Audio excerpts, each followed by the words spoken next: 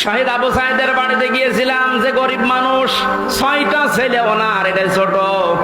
ওনার বাবা মারে বলছিল যে অবস্থায় ওদের বাড়ি ঘর দেখলাম, আমার মনে হয় 3 বেলা পেট পুরে খাবার খাওয়ার মতো পরিবার না। আল্লাহ তার জীবনটা এত বেশি পছন্দ করেছিলেন, সাধারণভাবে মরণ দেয়নি।